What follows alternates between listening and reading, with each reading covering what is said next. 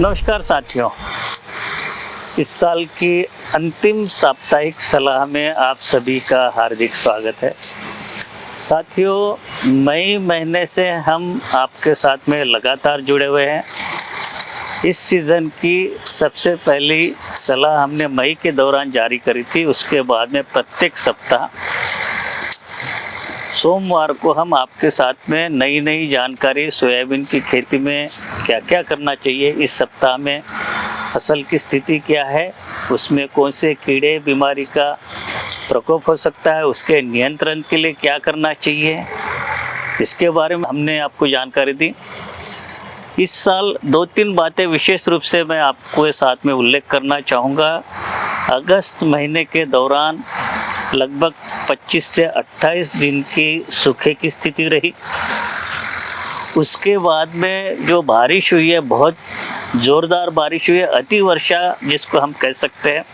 कुछ फसलें इसमें प्रभावित भी हुई है। तो सूखा और अधिक वर्षा, ये दोनों स्थिति हमने देखी। इस साल बीमारियों का प्रकोप भी हमने देखा, जैसे कि राइजोक्टोनिया एरियल ब्लाइट, एंथ्रेक्नोज, ये बीमारी इस साल ज़्यादा इंटेंसिटी में देखी गई। पहले की तरह ही पीली मोज़ाइक वायरस की बीमारी और उसके साथ में कई क्षेत्रों में सोयाबीन मोज़ाइक रोग भी देखा गया। कीड़े की जहाँ तक बात करें तो शुरुआती अवस्था में इल्लियों का प्रकोप या कीड़ों का प्रकोप बिल्कुल ना के बराबर रहा, लेकिन जैसे सूखा की स्थिति रही और उसके बाद में जो बारिश हो गई तो अचानक इल्लियों का प्रकोप देखा गया और अधिक मात्रा में देखा गया। और उसमें भी अगर बात करें तो 2 इल्लियाँ प्रमुख रूप से देखी गई है, तंबाकू की इल्ली और सेमिलोपर इल्ली। तो ये इस प्रकार से इस साल फसल के मौसम में जो हमने देखा, जो परिदृश्य रहा। और पिछले 3-3.5-4 महीने से हम आपके साथ में लगातार जुड़े रहे। और अभी आपको बता दूं कि सोयाबीन की फसल का कटाई का मौसम पहले ही चल गया है। किसानों के खेतों पे सोयाबीन जो कम समय में पकने वाली किस्में होती है वो पहले ही पक गई है। और उसके बाद में अभी जो हमारे प्रदर्शन प्लॉट की अगर बात करें तो 11 किस्मों में से 7 किस्में कटाई हो चुकी है और कुछ किस्में जो है जो कि अधिक समय में पकने वाले 100 दिन से अधिक दिन लेती है, वो खेत में खड़ी है और अगले 8-10 दिन में इसकी भी कटाई हो जाएगी। तो अब बात करते हैं इस सप्ताह हमारे सोयाबीन किसानों को क्या क्या करना चाहिए। तो साथियों, जैसे कि आप देख रहे हैं कि हम हमेशा कहते हैं कटाई का सही समय क्या होता है।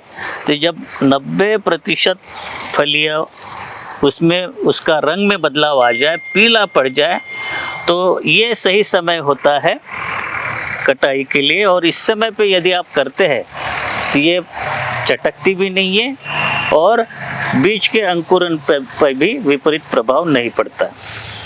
आपको ये है कि चटकने से होने वाले नुकसान से बचने के लिए सही समय पर कटाई करें। और इसका वही है कि जब पौधों में 90% फलियों का रंग परावर्तित हो जाए, ये सही इंडिकेशन होता है कि हमारी सोयाबीन की फसल कट गई है। अब जो कटाई के बाद में जो कटी हुई सोयाबीन रहती है तो इसको 1-2 दिन धूप में ऐसे ही पड़ी हुई रहने दें और उसके बाद में इसको इकट्ठा जो थ्रेशिंग फ्लोर होता है जहाँ पे आप थ्रेशिंग करेंगे वहाँ पे ले जाएं। यदि आपको तुरंत घाई करनी है तो थ्रेशिंग फ्लोर पे कर सकते हैं, या यदि आपको इसकी थ्रेशिंग बाद में करनी है तो इसको ढक के रख दे, त्रिपाल से ढक के रख दे, ताकि जो चटक भी जाए वहाँ पे तो एक ही जगह पे आपके दाने मिल जाएंगे, या अगर बारिश हो जाए तो उससे बच जाएगी और जो फफूंद जनित रोगों से इसकी सुरक्षा हो जाएगी। एक चीज़ यहाँ पे ज़रूर बताना चाहूँगा, वहाँ पे हमने एक थ्रेशर लगा के रखा है। और बीज के लिए यदि आप सोयाबीन उत्पादन कर रहे हैं या जो आपने वैरायटी लगाई थी जिसकी थ्रेशिंग होगी, इसी में से यदि आप बीज के लिए अगले साल बचा के रखना चाहते हैं तो आपको सलाह यह है कि इसके लिए थ्रेशर जो अलग से आता है, छोटा थ्रेशर आता है या कम गति पे चलने वाला थ्रेशर आता है, उससे थ्रेशिंग करें। और इसके लिए जो स्पीड है सिलेंडर की 350 से 450 आरपीएम पे अगर आप इसकी बीज के लिए सोयाबीन की गहाई करते हैं तो इसकी गुणवत्ता बनी रहेगी। अन्यथा क्या होगा कि जो अधिक गति पे जो 750-800 आरपीएम पे थ्रेशर चलता है, जैसे कि चना और गेहूं की उपयोग में लेते हैं, उससे यदि आप करते हैं तो वो जो सोयाबीन के बीज है उसका अंकुरन प्रभावित हो जाता है। अब जब आपने थ्रेशिंग करने के बाद में जो बोरे भर दिए हैं तो आपको सलाह यह है कि जो भंडार गृह में ले जाते हैं जूट के बोरों में रखें या एसडीपीएस बैग में भी आप रख सकते हैं, लेकिन रखते समय ये ध्यान में रखें कि एक के ऊपर यदि आप थप्पी लगाते हैं तो 4 या 5 बोरों की थप्पी लगाएं। दूसरी बात, ज़मीन के डायरेक्टली संपर्क में नहीं आए, यानी कि कुछ पटिया बिछा के रख दे या प्लेटफॉर्म बना के रख दे और साइड की दीवारों से भी वो दूर रहे। मतलब यह है कि नमी जो रहती है ज़मीन में या दीवारों में, उससे हमारी सोयाबीन का बीज प्रभावित हो सकता है और फफूंद लगने की संभावना हो सकती है।